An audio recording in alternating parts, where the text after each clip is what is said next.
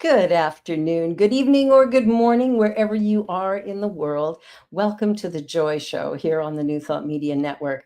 I'm Barbara Jean. I am the host of this show, and this show is all about you. I believe there is just one you. And so this show celebrates my guests come on, we share their stories and celebrate their accomplishments, their trials and tribulations, whatever's going on. We love to bring you this great information.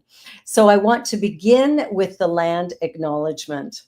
In the spirit of reconciliation and peace, we are grateful for the opportunity to meet on these sacred lands.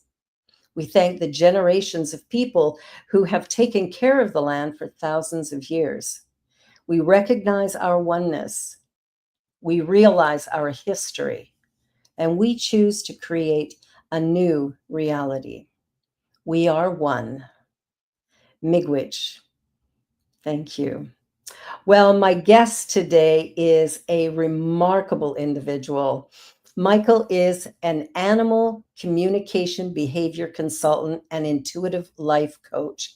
He helps people better understand and communicate with their animals and overcome behavioral challenges through intuitive animal communication. He also coaches people on how to improve their energy, find balance, clear blocks, and achieve their goals.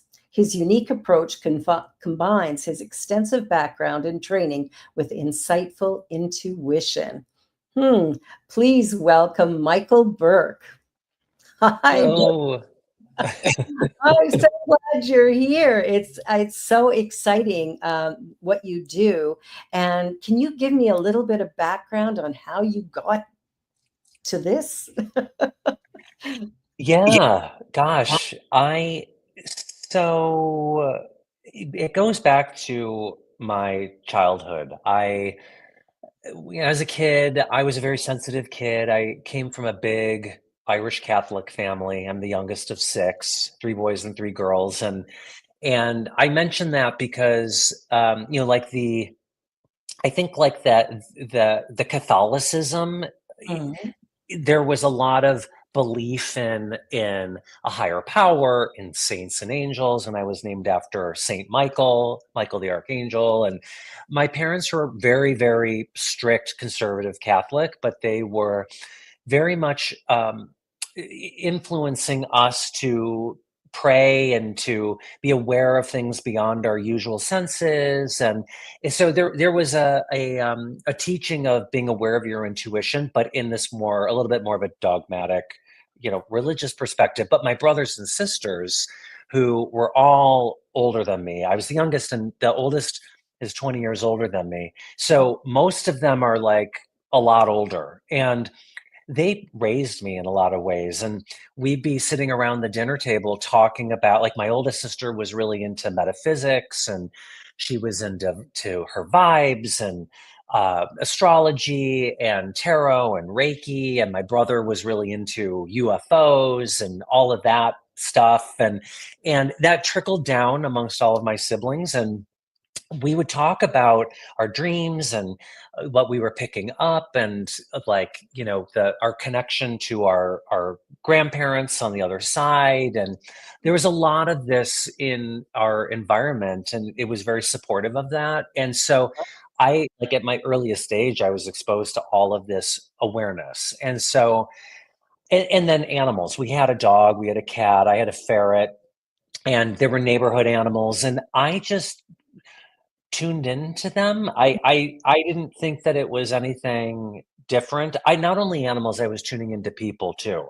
And I was aware of this because my mom would tell me that she could see how I would be sensitive and reading the room, and I would kind of just sit there and be looking at my brothers and sisters and just observing them. And I kind of give my mom this look like, okay, they're all like, what is all of this riffraff? They're nuts. And she would tell me that, like, wow, you're really intuitive. And so there was this, like, kind of celebration and encouragement of that, Nice. all within those, like, conservative religious constrictions, if you will. Right. So we weren't like a hippie family at all, um, as much as I wish we were. My brothers and sisters were, but anyway, I just was, I would feel myself feeling animals a lot in the neighborhood, my own animals, and I didn't think anybody was any different. It just Yeah. was what it was. And as I got older, I when I got into high school, I started to pursue the all areas of metaphysics. I was pulling out books from my sister's bookshelves and my brother's, and I started to learn things like astrology and tarot and meditation and manifestation and those things while just having a love and passion for my own animals. And as I got into college, I was starting to do readings for people. Like I do tarot readings and look at people's charts and stuff like that. And it was all just fun on the side, but I started to draw more and more people to me. And I there was a time where I was sort of being so sensitive. Sometimes I'd be like, okay, why am I always drawing so many people to me to like, why are people giving me their social security number on the bus? Like, why are people, opening up and pouring their hearts out left and right? And I was a little like, I would never say to anybody, get away. But in my head, I would listen and hold space and Yeah. respond and help. And um, I just started drawing more and more people to me. And I started to do intuitive readings. Yeah. And from that, people would be like, "Well, can you thank you for helping me in my life. Can you help me with my dog? Can you read my dog or my cat?" And I was like, "Okay." Well, I mean, I'm an animal person, and so I started to just do readings for animals, and that just started to escalate. Like more and more people were coming to me, and so it started to really like take off. I worked in corporate America. I worked in advertising sales. So at the time I went to college and I followed that whole path, having to support myself and but on the side, I was doing this kind of stuff because it really it just was happening. And I liked helping people and their animals and merging both. And then from that, a lot of times people were coming to me with issues with their pet's behavior, and I would tune into the animal and the person, and I would be like, okay, this is what your dog is thinking and feeling, and I can feel you. You just need a dog trainer. Like this is what you need. And so I something my guides told me, rather than sourcing out or referring people out to a dog trainer or an animal behaviorist, why don't you learn that? And so I was like, oh, so I started to learn animal behavior and training, and I gained tons of certifications, and not just that, but a lot of different modalities. Yeah. And I started to create my own skill set and offering where I tune into people's animals and to the people and help them manage their own energy and in turn their animals' energy. But then wherever is need for like behavior and training, I have that knowledge, skills, and awareness to assist there as well. Yeah. And so yeah, it's kind of become this sort of holistic, multi-pronged approach in how I help people, their animals, their energy, and the behavior. That's awesome. Like, I really like that. The idea that you're tuning into both. Because I think what I'm learning with my dog, working with the trainer, is I'm the one who's being trained Right. Yes. so that Very much so. work with her effectively. Because I think there was a while there when she was jumping up and really being wingy that we would give her something to stop her, like a treat or something, because she was food motivated. But that sort of defeats the purpose. It's like you're doing a bad behavior and I'm giving you a treat to stop you and Right. stop you for a moment, but then you think bad behavior gets a treat. Yeah, that's exactly what I share all the time. Be mindful of what you're giving attention and affection to, and Yeah, treats are a form of attention and affection. exactly. Yeah, My yeah, you're enabling that. That's right. Well, and I think a lot of times when we get pets, we don't necessarily think about our overall lifestyle when we make the choice of the animal. Do you have some thoughts about how a person who's looking to get a dog or a cat, what they might consider before they do that? Yes, that's really important and usually is not something people are like, "Oh, I want a companion or I want a dog to sleep with me," or this comes up especially a lot with dogs. Yeah. there's so many different dogs and species and breeds, Yeah. and not every breed is good for everyone. You know, somebody might say, "Oh, I want a German Shepherd," Hmm. and because they're beautiful and they're strong. But a German Shepherd, they can be very sensitive. They're a working breed. They need a lot of mental and physical exercise. And if the person, if this happens a lot, people will come to me and they'll say, "Oh, my dog is reactive, or they are destroying the house," using like the Shepherd as an example. And the first thing I'll ask is, "Well, what's the exercise? Like, how often are you walking?" "Oh, well, we've got a yard. You know, No. we have a yard, and I throw the ball, and or we walk sometimes."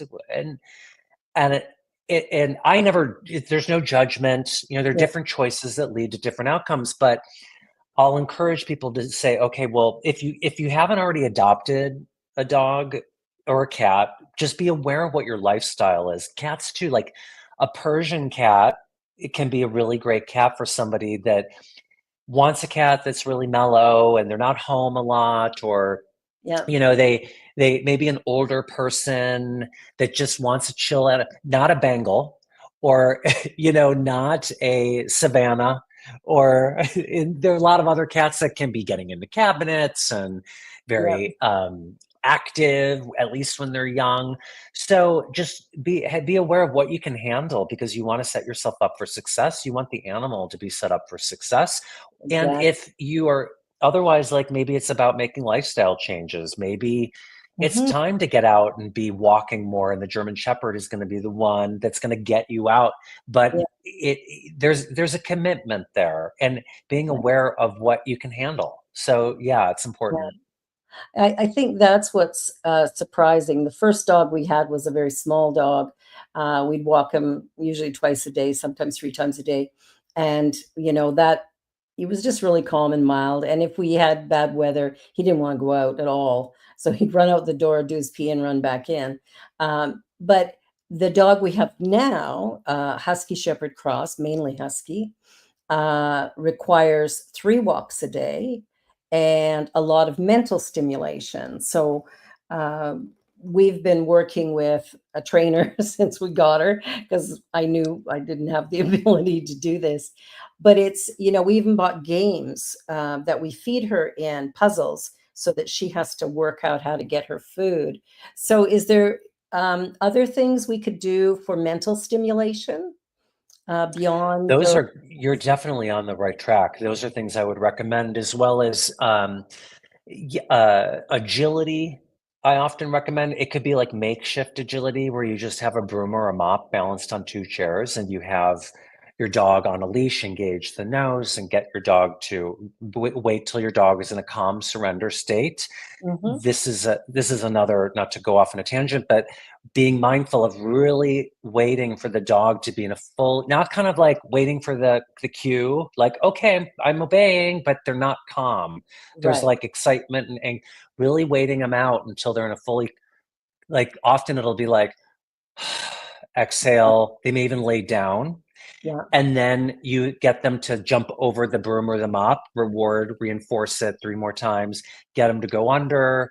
You can buy agility kits, but like these makeshift, things you have around your house, you can put together a nice little obstacle course. Threshold work at the doorways, which is a similar thing, waiting for your dog to be in a fully calm surrender, not waiting to like get the cue to go out for the walk.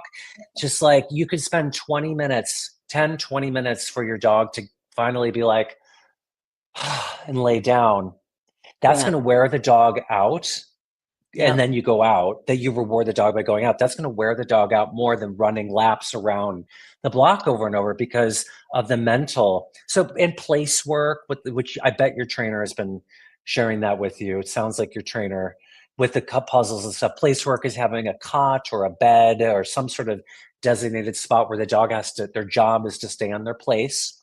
Yes. And you will, similar to teaching stay, but you go into it though with an energy of, this is your job and this is a good thing, and I'm giving you the opportunity to fulfill your needs. Energy is everything, Yeah. rather than like, oh, okay, we're going to work now. All right, go to your place. Nope, yep, you got off your plate. The frustration, the Yeah, annoyance, the sometimes even anger, or all of that, the emotion dogs and all animals can pick up on. So I always tell people, really be mindful of your intention, focus on what you want rather than what you don't want, and really radiate that energy, because energy is everything, and it the is. dog will feel that. Yeah, that's what I teach people in my classes is that mindfulness because it is so important. And I notice even with our dog, if, she starts kind of nipping at us a little bit, it's because she wants something. And I keep explaining that to my husband, but he just gets frustrated and he'll turn away from her to say, okay, you're not going to get any love when you do that. And that's fine. But she's actually asking for something. And Yes. she's a puppy, and usually it's I want to go out to pee or Mhm. whatever. So I've picked up on that, and I'm reinforcing it with Pierre, but he's still a little bit unsure of what to do with this dog. But we're with the trainer a lot. We just every Good. time we finish a package, we start another one, and I think the next one we're going to do. I think there's one more advanced one, and then we'll go into like scent training. Uh, You 'Cause took the word. I was going to say scent training is great too. Yeah. yeah, because I thought that would be a really good thing for her. There's so many things to be aware of when we get a pet. I remember when we looked at getting our first dog, just going online and researching the breed to Hmm. get a sense of what is going to be my commitment. And so I think Yeah. there's a lot of things that we have to think about. Now, when it comes to getting a trainer, do you have any thoughts about the best way to research that or how to find somebody who's good or dog walkers, that sort of thing? Yeah. Well, certainly, word of mouth, or maybe it could even be, asking around, or if you see somebody in your neighborhood or at the dog park and you're liking their behavior, Mhm. ask. Referrals are often a good way of finding a trainer. And I know in the dog training world, there's a lot of different techniques and modalities, and there's a lot of judgment too. Like, dog trainers are always often criticizing and judging other dog trainers' methods and modalities. And there's like positive reinforcement and force free. And there's all as if like, oh, this is so sometimes there can be this sort of like righteousness about one way or another. And so just using your intuition, checking out reviews sometimes on Yelp or Google reviews. Most importantly, though, it's like word of mouth. And maybe even if you find a trainer, ask them like, hey, do you have any other clients that I could speak with? Or Instagram is a lot of dog trainers are on Instagram now and are doing a lot. They're demoing on Instagram, and so just seeing what they're doing, they're demoing, and then maybe their comments that they have, and how other sometimes people will comment and will be like, "Oh my God, I love my dog is so great." There are a lot of reviews in the comments, Yeah, and sometimes they're all often on social media. There can be like the haters too, and so right. there can be people in the comments that are really combative. Um, it- but maybe you'll get an idea of how the trainer is responding to the comments with light and love, Yeah, and if a trainer is being really combative and negative in the comments, well, that might be insightful too. Like, oh wow, this trainer is like really intense. So that would be the way I would approach it. mhm. And there's so many out there too, There there are. Well, I know the first thing we did when we were waiting for our first appointment in person, because we're doing one-on-one, we actually went online and started watching some videos and just seeing how they were handling different things. And we found one in Ontario here, McCann Dogs, and they were really good and seemed gentle and very positive in their approach.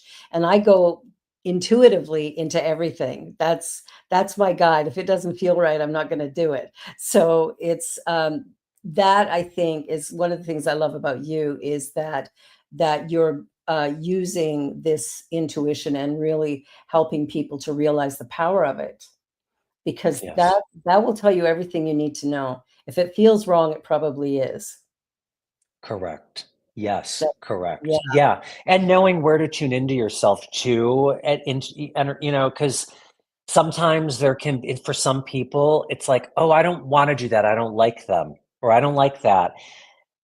And sometimes that can be there's an we get so comfortable, and there's an opportunity to grow and expand beyond our comfort zone. And that's so no, I don't want that. That's bad. I don't like them or whatever. But it's like, or I often say, okay, kind of come out of your head, come out of your heart and go into your solar plexus into and the just see soul. what's, like what's happening there. And if you're feeling it like, oh, it feels good there, or you feel tight, or you just listen to your body a little bit, tune in and allow yourself to tune in and breathe on it. Our bodies will share a lot of truth in those moments, and at least just like maybe it's like, no, I don't like them, like I really I don't, or that doesn't feel correct for me. Okay, Yeah. well, good, then maybe that is the highest road to Mhm. take. But I know how I'm a Taurus, and so I can be very set in my ways, comfort, no nothing, everything predictable.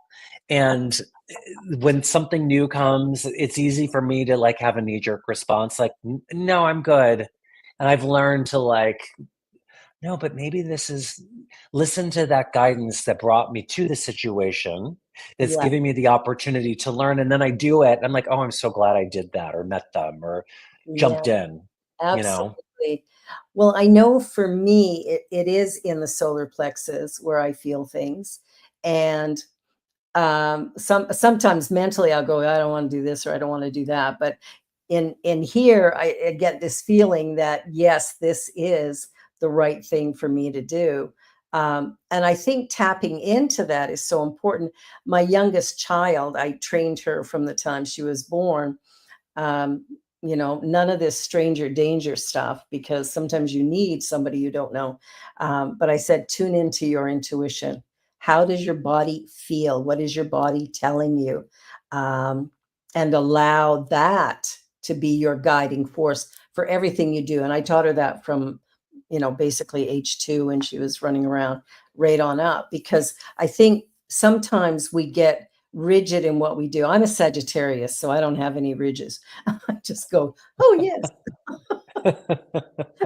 Oh, that sounds like fun. Let's do it." You know? So I get caught up that way a little bit, but I think there's really some power in that intuitive learning how to do it. Now, do you teach people how to tune into their intuition? I do. Yes, I Ah, do teach people how. Yeah, and I teach intuitive animal communication, but the first step, laying the foundation in connecting in with animals intuitively, energetically, and telepathically, is tuning into yourself first, no, being first. aware of what is your energy, what is not your energy, reading the environment, connecting into your inner guidance, your higher guidance, your guides, just really strengthening those abilities, those muscles, so then you can step forward and accurately communicate and connect with animals in that way that's very grounded and objective. So you're not confused by what's yours, what's not yours, what's in the environment. But yeah, so I start with the person first. Okay, that's wonderful.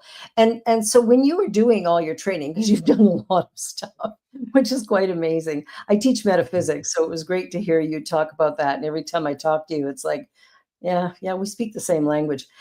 What's interesting is, tapping into the animals. Like once I've kind of got my intuition worked out, what is kind of the next thing I need to do in order to really connect with my pets in a way that I know what really is needed when there's a problem, or even when there's not. You're having a lazy day. Let's just connect. What would be, yeah, okay, I got to stop talking here.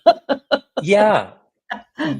No, it's right. Well, and that's, I mean, it's funny you say, okay, I have to stop talking here. Often that's what it is with our animals. Like, just quieting, just being mindfulness, Mindful. living in the moment, being present in the moment. Meditation is a big part of what I do. Yeah. That's another aspect of my work, is being a meditation teacher. Just, but sometimes people are like, "Oh, I can't meditate," and I know I didn't, blah blah blah. I'm respectful of that too. Everybody's different, and one size doesn't fit all. Yeah. But any way you can find, a person can find the opportunity to just surrender to the moment, be present in the moment, just focusing on your breath.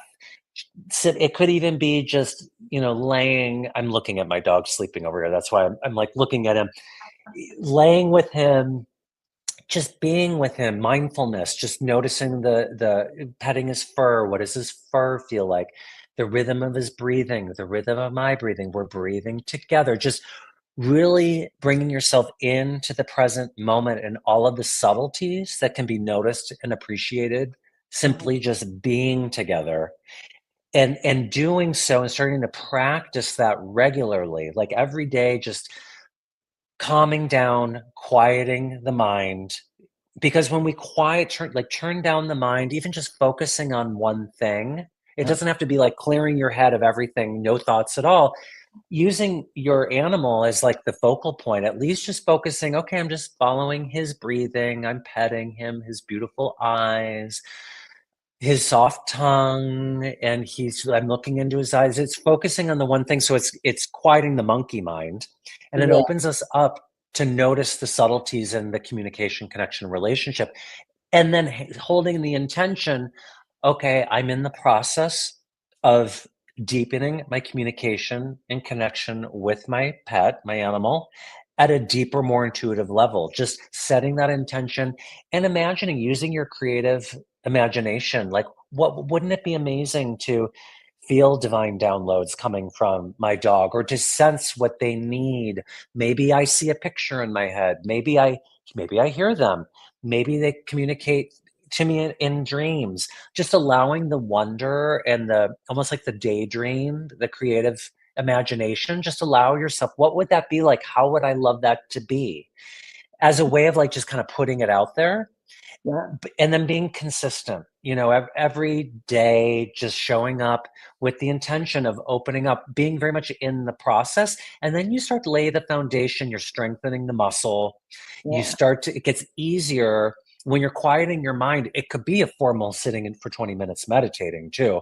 Yeah. But whatever it is, then you I'll use myself for example. Like, then I could be like out walking my dogs, and a loose dog comes charging at us, and I will be able to respond in the moment with ease, calm, confidence, and communication with my dog. I can respond to the dog coming in. I can get my dogs to get behind me, follow my lead.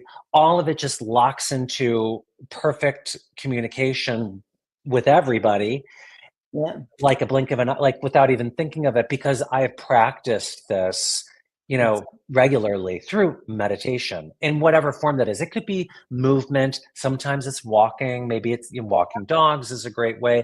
Maybe it's a walking meditation where you're taking in the environment, you're focusing on your breath, feeling the earth below you. Um, that could be, because that's for more active people, that's still a form of meditation. mindfulness, essentially. I love that. I love that. Well, we're going to take a little commercial break on that point, and we'll be back in just a minute. You're watching The Joy Show here on the New Thought Media Network. Please don't go away, because there is a lot more to come, and we'll be back with Michael Burke in just a minute or two. Please help us say thank you to our organizational sponsors, including the Hepperlin Foundation, Affiliated New Thought Network, International New Thought Alliance, Science of Mind Archives and Library Foundation, Center for Spiritual Living Denver, Center for Spiritual Living Midtown, New Thought Philadelphia, Planned Happiness Institute, Summit Center for Spiritual Living, One Heart Retreats, Center for Spiritual Living on the Lake, Unity Spiritual Center, Kitchener, Om Center for Spiritual Living, La Mesa, Satya Center, Center for Spiritual Living, North Jersey, Unity of Savannah, and Center for Spiritual Living, Seattle, as well as all of our individual donors. Thank you for making New Thought Media Network a place to be. Please come be you. And remember, like, share, and subscribe. New Thought Media Network, positively inspiring.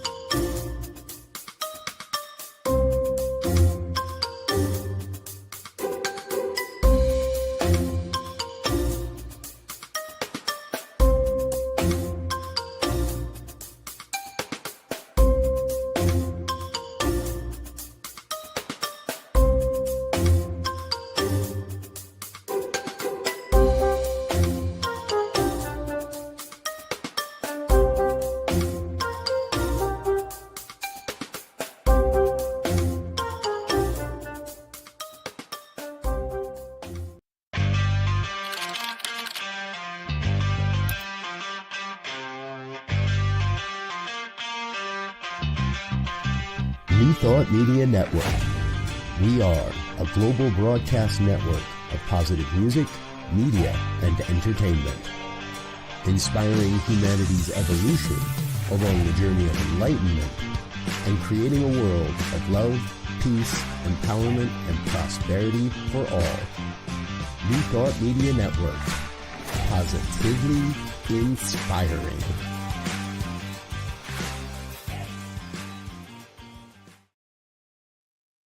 Welcome back.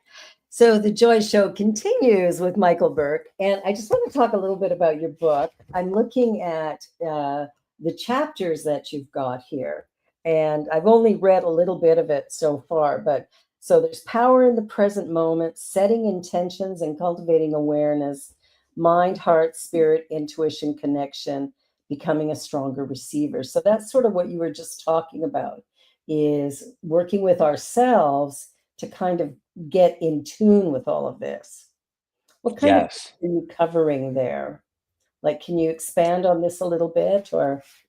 Yeah. So finding again, the book starts out with tuning into yourself and finding what works for you. What works for you. What is the meditation practice going to be that you're going to love and connect with and be willing to show up to each day and to just make second nature? And I give some suggestions of ways to do that, and I share some examples in my own life and how that helped me, as well as people I work with and their animals.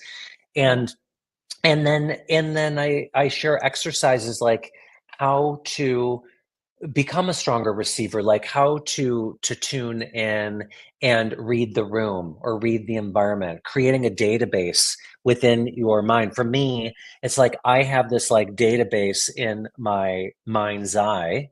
So when I'm tuning in to the moment, the environment, people, animals, I'm receiving the energy. I'm setting an intention to tune in, and then it's almost like it goes through this database of mine, and I'll feel like a symbol will pop up, or like a something. It could be a feeling. It could be I hear something in my head.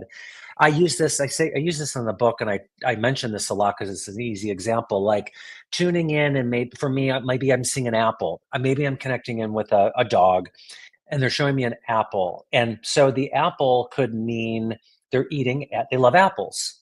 Or it could be back in the day, it used to be children would give apples to teachers to say thank you teacher, thank you for everything you taught me. So there could be an energy that I'm getting from the dog that's grateful for everything they've learned from their human. But my database is interpreting that energy. It's coming through as an apple because it's like my intuitive inner being knows that that's the quickest way for me to come up with that communication. Or, I mean, the apple could be a door stopper that the dog is always tripping over, or a toy, or, it could be a lot of different things. But learning how to create, like, tune in, feel your environment with all of your senses, with your eyes closed, feeling what's in front of you, what's behind you, what's above you, what's below you, and really allowing yourself to imagine what's coming to you and then writing it down. Journaling is a big part of what I teach in my book. I give some journal. Every chapter has journal prompts based on what I've shared in each chapter, but encouraging you to write things down, to connect in with yourself first, as well as the animals and your environment, and write down what's coming to you. And it's also a form of like creation, kind of channeling, bringing through energy and then reflecting upon it. But creating a consistent practice and committing to showing up for yourself through a journey of wanting to learn how to communicate and connect with animals, both living and in spirit. And then, and there are a lot of different in the book. I have various different exercises, like specific meditation processes for doing so. So I give a lot of examples, like through your third eye, through your heart. There's one called the Sacred Round Table, where I imagine, in it for myself, I'm imagining I'm sitting at a beautiful sacred table with all of the animals that I would like to communicate and connect with. Maybe they're all on the other side, maybe they're living, maybe it's a little of both, and just having a little meeting, so to speak, and tuning in and recognizing the different energetic frequencies amongst them all, and then writing it down. So, and then like the third part of the book goes into, okay, once you've strengthened the muscles and you've practiced some of these techniques and figured out what you like and maybe what maybe doesn't resonate, starting to take it out into the world. And I say the subheading of the title is co-create a meaningful life and deep connection with animals. And this is all about manifestation practices. Manifesting with your pets, and that can go into training, as we were talking about, like really being mindful of what you are visualizing and feeling and projecting for them. And if you're focusing on your dog not sitting while you're asking them to sit over and over, the dog is like, okay, well, you're telling me to sit, but I'm seeing and feeling in you me not sitting.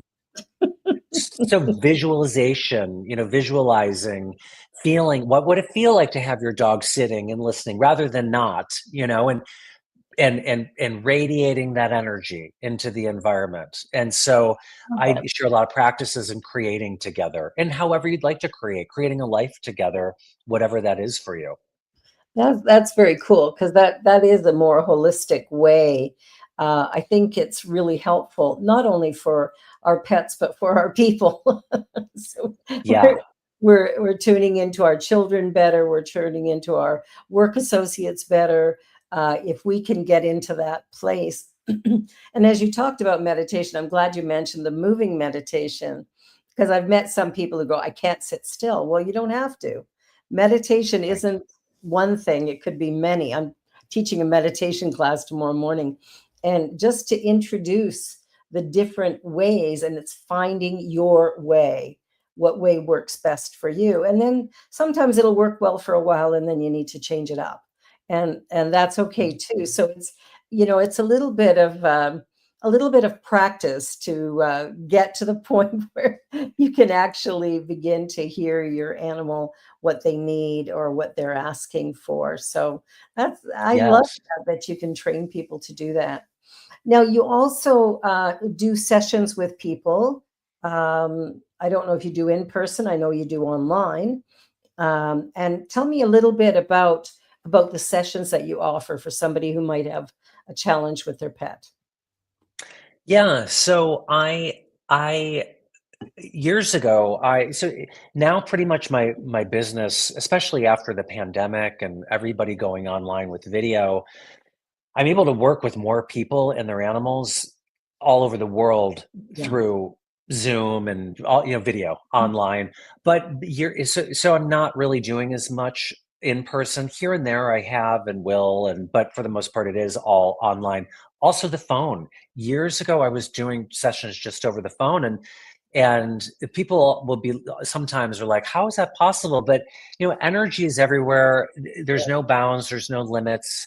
You think about when you are thinking or feeling a friend of yours, and then they call or they text and you're like, oh my God, I was just thinking about you. Happens all. There's the connection there. And or I'll use the example of like telephones and the Wi-Fi. We're able to connect right now. How is that possible? How am I able to see you? Because energy is limitless. And so there's a way of me, just what I'll do is, like on the phone sessions, I'd have people email me a photo and I get on the phone with them, and or it could be multiple photos or one, doesn't matter, but I just set an intention to tune into the photo. And I have my practices of just, and which has become over the years quick. I could just right away quickly tune in, and then I just feel into the animal and allow whatever comes to me. I'll go silent for a few moments, and then I will have a connection and I'll start speaking. Now, I'll often ask people, is there a reason you're coming to the session? Or is there something you want to focus on? Because sometimes if they're just like, oh, I just want to know what my animal has to say, well, it's possible, but having sort of they're animals. So I often want to make, I'll confirm that with people, like, they're not humans. So on some levels, they do communicate like we do, but in many ways they don't. And so we can zero in and focus on what's coming through. And like I said, I might be seeing a symbol in my head or a feeling or a scenario, and I'll just start sharing what comes through. And it can be like a game of charades at first, where I'm like, why am I seeing an apple? And the person's maybe like, I have no idea. We don't feed apples. And then they might be like, oh my God, my daughter calls grandmother apple or something, like sometimes like, oh my God, I know what that is. And then it's like, okay, now it starts really piecing together. And so, and video, they don't have to, the animal can be on video, but they don't have to be either. I usually will say, send me a photo or photos ahead, so then I can just tune in. And the animal could be anywhere in the world. They don't have to be with the person. But a lot of times people will say like, oh my gosh, my here's my cat. They're sitting on my lap now, or they just calmed down, or they like they're listening or they're looking at the screen, and I'm like, yeah, that happens. It does. So I it noticed. can be in any area too. Behavior. It could be sometimes how I never like to diagnose. People will be like, oh, can you tell me what my dog wants me to give them as far as medicine or whatever? And I say, talk to your vet. Disclaimer, I can tune in and share what I'm feeling from them, but and it can be health related, like, oh well, there is like something kind of lighting up in their body here or there or whatever, or they are I'm feeling a response to something you're giving them, but it can be in that area too. I cut you off. What were you going to say? No, that's quite all right, because that's great information. Because I think sometimes people are going, should I do this medication? Should I do that? And that's really not your field. So good for you to pass them on to somebody else. I think one of the things that I've thought about is how the animal, will have a certain behavior that, and I mentioned earlier, our dog doesn't really like going to the vet. Now, that's not unique. There's lots of animals who don't like going to the vet, but she's fine going to the vet until it's time for the exam. And then she gets aggressive, actually. And given that she's a big dog, that is a concern. So I'm wondering what could be the trigger of that, if it's fear, or like she's never had really bad experiences, like she was she's been well treated since she was born. So there's nothing, she hasn't had somebody attack her or whatever. And she loves people, but there's something there. I don't know if you can feel anything around that, but I'm just curious what your thoughts are about that aggressive behavior. Yeah. So there was something that imprinted her in the examination room.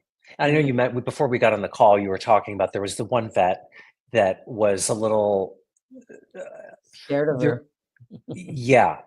Yeah. And so your dog, it was picking up at a young age, picking up on that energy. It was coming in like, on insecurity. A lot of times for me in this situation like this, I will feel the dog with, this is my database articulating it, with the dog with question marks above their head and air bubbles. And here's the doctor coming in saying one thing like, oh, sweet doe, you're, good girl, whatever, coming forward as one thing, or as a doctor, I'm the doctor, confident doctor, I know all, but their energy, question marks and air bubbles above the doctor's head. Yeah. And so your dog is like, all right, I got questions, you got questions. I'm not getting the answers, the assurance that I need in this moment where I don't know what's going on. And I'm smelling a lot in here.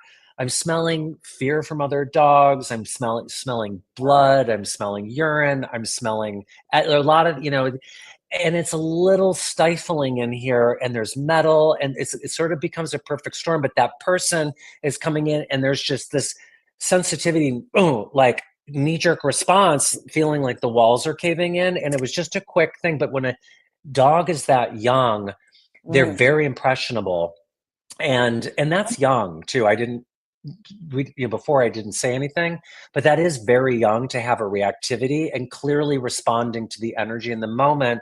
And that doctor, and now you have an imprint, and now there is a story, and now everybody's like, she's aggressive, she needs to be muzzled, she doesn't like the vet, she's great with and it becomes the story, and that the dog is holding on to, and and it's nobody's fault or anything, but it can sort of be challenge. It's almost like the dog can't win in a sense. They can, but it's sort of like, oh, okay, right. And so then the next time the dog goes into the vet, oh, right, I'm smelling this and the floor and the metal and feeling my human owner's energies. Are you going to bite again? Do we need to muzzle you? Oh, right. All of these imprints. And here we are again. And it starts to like build that response. So this is actually a really the ideal time to sort of let go of the story, even though it's happened. It is what it is. But every moment's a new moment to create a new imprint and to erase that imprint and create a new one and to show her how to make a better choice and response in Oh, that situation, which can be a process. And yeah. I mean, I would even, not that you're asking, but my recommendation would be one, yeah, like maybe it's a different doctor that has a different energy, but going in, maybe it's even having your trainer go in with you, if that would help, going into the moment.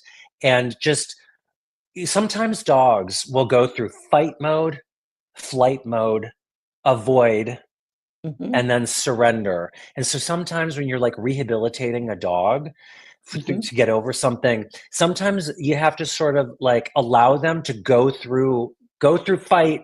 They want to like fight. No, you're just calm confidence. Flight, they want to get out of there. You're just calm, holding space. Yeah. I want to go in the car, avoid. No, everybody's breathing. We're waiting you out. We're waiting you out to get to surrender. Okay, I surrender. Because usually it's like, oh, reaction, reaction, aggression, aggression, bite, bite, bite, bite. Let's get out of here. And the doctor's on a schedule. We're backed up. We got a lot of people. We got to get out of here. And then it's like, we got to get out. And you want to remove the dog from that situation to not traumatize them. But if you can end everything on a calm note for everybody, bring everybody to calm surrender, not like waiting it out, still tense, but quiet, everybody calm surrender, then you're ending it on a calm note and you start to erase that imprint. So the next time you bring her in, she's like, oh, okay, well, the last time I was here, I was calm, essentially. Now, it can be a process of rehabbing that, Of but course. just committing to it. So that was a long answer Oh, I to, love it. Yeah, no, that's perfect because what I noticed in the room is the doctor, the new doctor, somebody who had actually worked with our other dog. And so we specifically asked for her because she's really good. Um, and she was great, but Pierre was very anxious. And uh-huh. so, I think, obviously Aurora was feeling his fear and his expectation that there was going to be a repeat. And I know even before we went, I went, oh my gosh, is it going to happen again? But while we were in there, I had her leash the whole time and just sitting very calmly and smiling and, chatting with her. And the doctor was very gentle, and the technician that came in was very, very gentle with her, which helped. But they did muzzle her, which, was okay because she did kind of bite Pierre.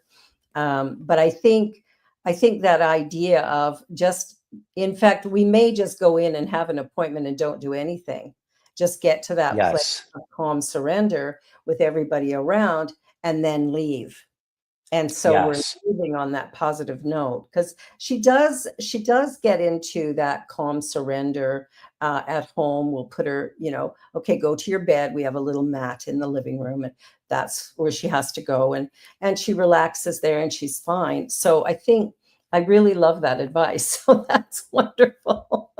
And she's so good. You told me offline that Yeah, she's so great with people. And so people, yeah, so that shows that if she's so great with people, she can be that. She has it within her, within that environment. And Pierre is a big part of it too. oh, It's sure, yeah. Because he wants the best for her and he's trying to do everything perfectly, and nobody does things perfectly. I mean, we do our best. That's the best we can. yeah, So, I'll do some work with him and we'll read the book together. I think that will help as well to get him to, just come back to get him to come back to calm surrender because he loves her a yeah. lot and he wants her to be perfect and he wants everybody to like her, and she's a dog and she's going to bark sometimes and she's going to jump up sometimes, and it's like when my daughter puts her leash and halter on, she just does it for her. I mean, she really resists a little bit, but Genevieve just sits with her and she comes and sits and she gives her a little treat, lets her sit, and she'll do shake a paw and then she'll put her collar and stuff on. And Pierre will have to wrestle her for the same process. So it's, yeah, we'll work on the husband first. Yeah, like him really feeling the energy of being a calm, confident leader, being radiating that clear intention, calm confidence. And whenever we're human, things come up, but Oh, for as the fear comes up or worry, just like, all right, I'm going to pivot to like, just like let it go and pivot to the opposite. Like, yeah, calm confidence, all is well. I'll sometimes say it's almost like being like a redwood tree, like yeah, big, ancient, beautiful, large, strong redwood tree that's grounded and unwavered. And no matter what happens, and she might be like, whoa, wait, you're just, and for the person to just embody that or whatever that visual will be for him, just yeah. to practice that. And it can shift, and it shows that Aurora, with your daughter and with you, she's different. So that shows that she can do it. Oh yeah, for sure, for sure. So yeah, this has been lovely, and I'm really hoping that the people who watch this will get a real sense of how they can work with their pets. Now, if somebody wants to hire you, they go to your website, which is michaelburke.com. Michael R, because my name is very Oh, Michael R. Burke. My good. name is like Matt Smith. It's very common. No disrespect to any Matt Smiths out there, but Yeah, but I get it to make sure that people go to the right place. yeah, michaelrburke.com, and they can yes, go there and get more information. They can book a time with you to work through some of this stuff. They can go out and buy your book. I have it right here. It's really, really great. I've only read the first two chapters, I think, but I'm going to read some more and get my husband to read it as well. So we're down to our last 5 minutes. Time goes by quickly on these shows. And what I'd like to leave people with is sort of one really good nugget that you could give. Like, what do you think the best thing people could get from this interview before we sign off? What was one thing they could do? I would say that each one of us, when it comes to our animals, has the power and ability to be the highest form of energy that is in service to ourselves and in turn to our animals, offering support, presence, guidance, leadership, love, and connection. When we are mindful and aware of our own energy and recognize our power in manifesting the best within ourselves through choice and intention and visualization and awareness, being mindful of our energy and taking the reins of our energy and creating what we would like to feel for ourselves. We're doing that for our animals. And in doing that, it strengthens our communication and connection with our animals. And animals respond so much to our energy. And so it doesn't have to be just like, how am I sending intuitive messages to my animal, and how do I can't do that. No, it's just radiating an energy of how you would like to feel with clear intention, how you would like them to feel, and recognizing this sacred partnership that we have as energetic beings with each other. And most importantly, really living in the moment, really living in the moment, letting go of the stories, you know, the future, just really being present and showing up in the moment, because our animals look to us in the moment like, I'm here, I'm here, what are we doing? This is the moment. And that's where the magic is with them. Absolutely. I love that. I love that. We have a cat that she's 1 year old and she plays fetch. And she plays fetch with a little hair, those little fabric kind of hair tie things. So we'll flip Oh it yeah. and she'll run after it and get it and bring it back. And Oh, I've never seen a cat play fetch before. Our dog doesn't do it yet. Well, she does it a little bit, but not as much. But it's fun to watch the cat do it because I've had cats my whole life. I've never seen a cat do this. And she's pretty good. Like, you'll throw it, she'll grab it in the air. Like, she's she oh wow. just loves these little hair ties. They're the best thing in the world. But I just want to I love say, it. thank you so much for being here. This has been a fun conversation. And I'm really hoping that people start to really get that it's their energy that's beginning to impact the animal as well, and getting to calm surrender is that's one of the first things our trainer taught us, is we have to get her to calm surrender. And so when he comes to the door, she has to be in calm surrender and stay that way when he comes in. She loves him. So when he comes in, so she's not jumping all over him, and he won't go near her until she's in that calm surrender. So it's I love your trainer. oh, he's so good. He's so good. We just love him. So I'm just really grateful for this. I'm so grateful you were on the show, and I know people are going to learn a lot from you. Thank you, Michael.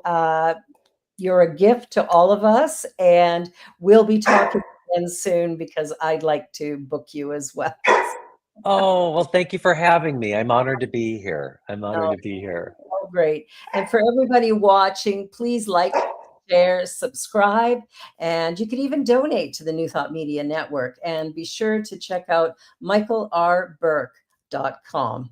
Have a wonderful week. Thank you, Michael. Bye, everybody. See you Bye. next. Thank you.